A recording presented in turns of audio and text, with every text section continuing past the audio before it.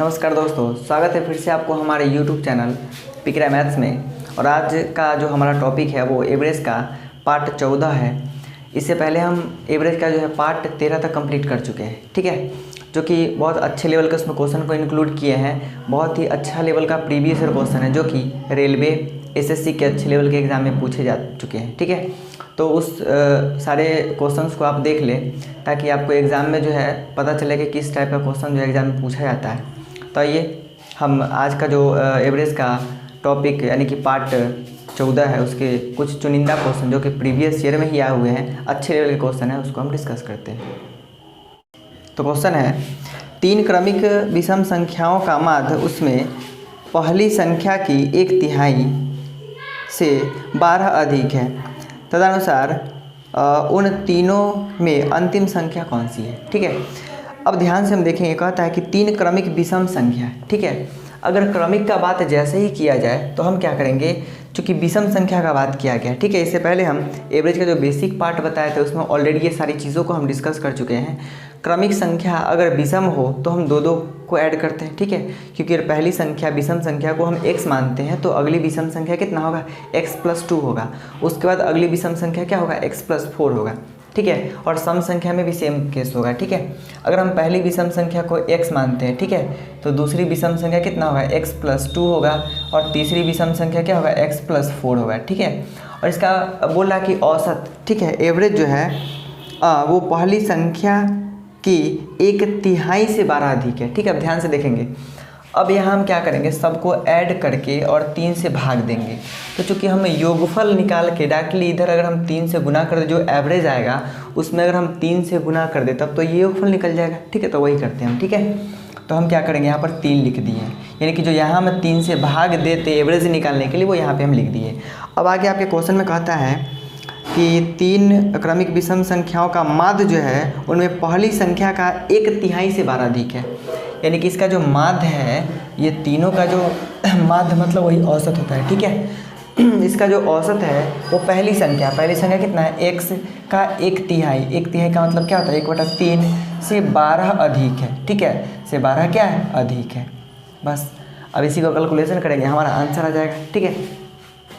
तो हम क्या करेंगे, सब x को जोड़ देंगे, तो 1 2 3x होगा, ठीक है, 3x प्लस 2 और 4 6, ठीक है, बराबर 3 में जैसे यहाँ गुना करेंगे ना तो क्या होगा, 3 से 3 कट जाएगा, यानी कि x बचेगा।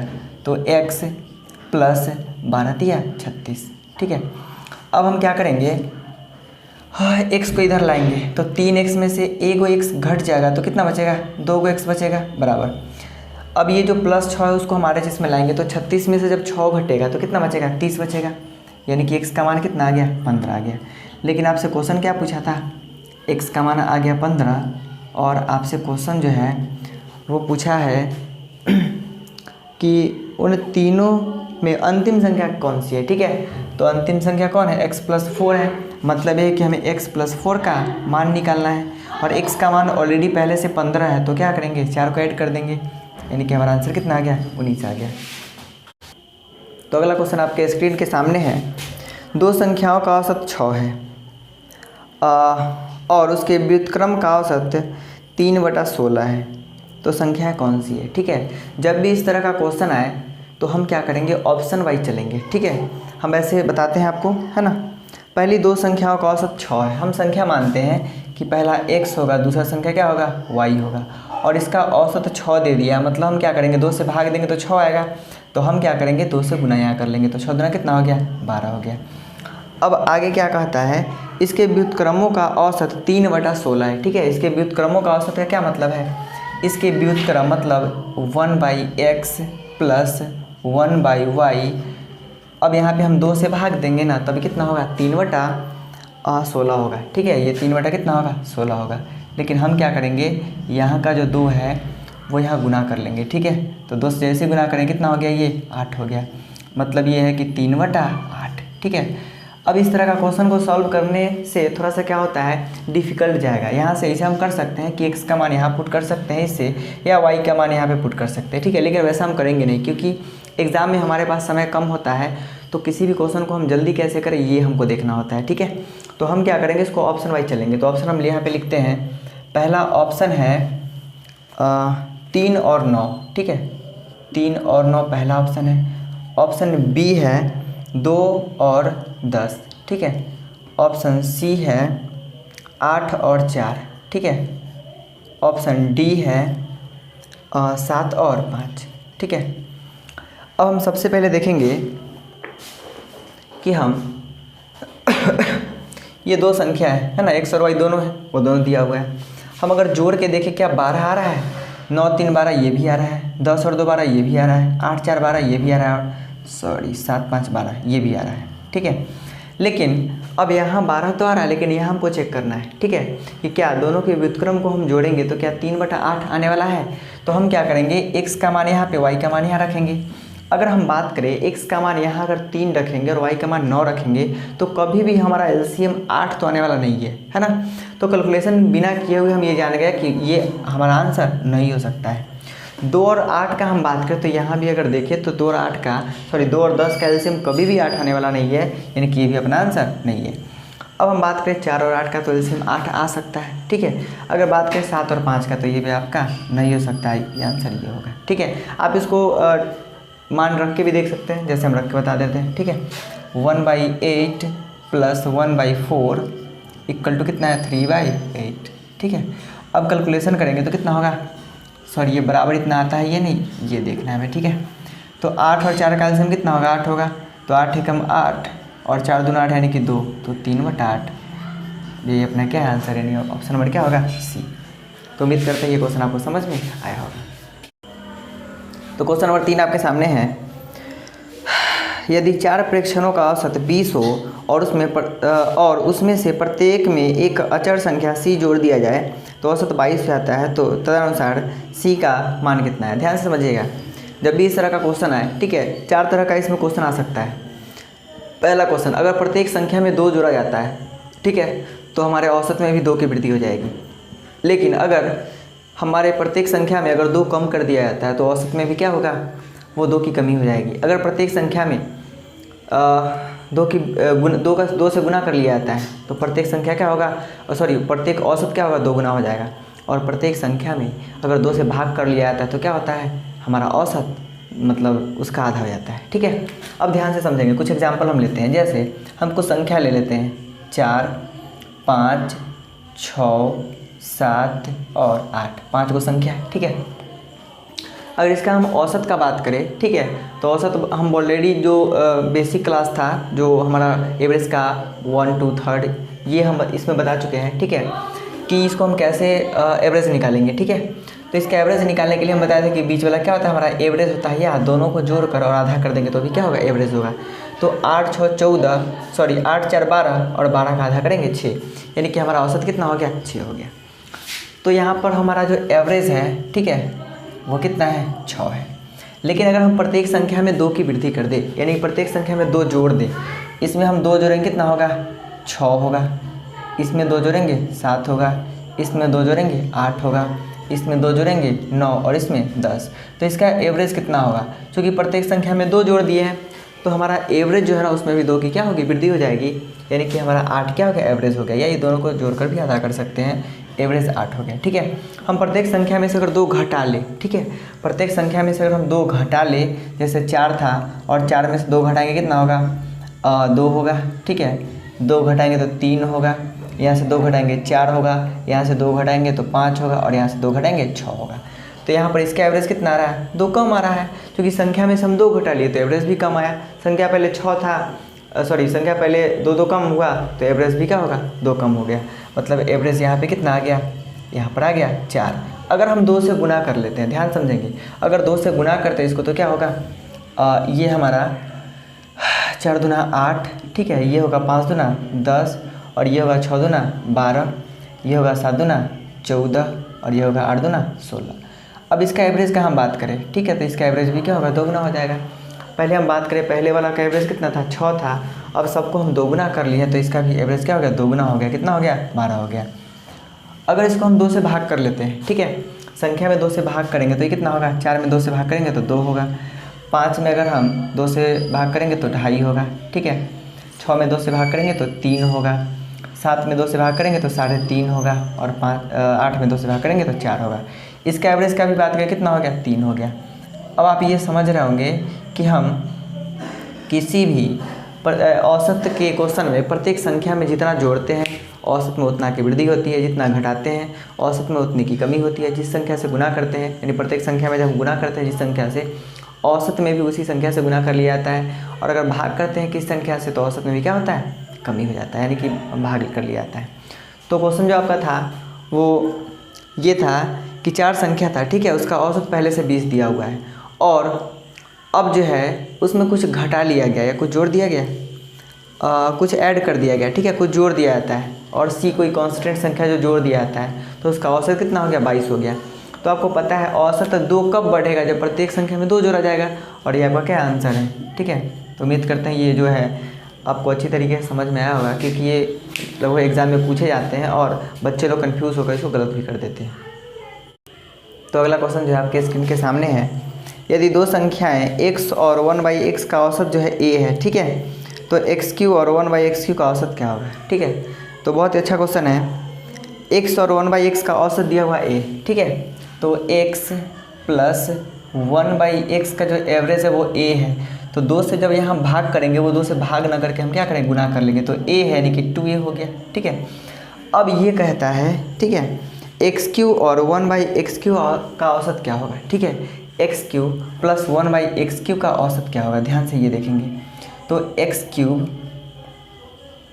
प्लस 1/x³ का औसत क्या होगा, तो औसत के लिए हम भाग देंगे। तो सबसे पहले x³ है ना प्लस 1/x³ हम मान निकालेंगे, ठीक है, और बाद में क्या करेंगे, 2 से भाग दे देंगे तो हमारा औसत निकल जाएगा, ठीक है। तो अगर हम ध्यान से देखें कि इसका मान कितना रहा है, तो x³ प्लस 1/x³ का मान कितना आएगा, ठीक है, इसका फॉर्मूला होता है, ठीक है। अगर इसको हम बात करें थोड़ा सा रफली इधर समझाएं, ठीक है, अगर हम x प्लस 1/x का होल क्यू कर दें, ठीक है, तो इसका क्या होता है, a³ प्लस b³ यानी कि फॉर्मूला हमारा होता है a प्लस b का होल क्यू बराबर a³ प्लस b³, ठीक है, plus 3a plus b into 3a into b, ठीक है, इस तरीके से होता है।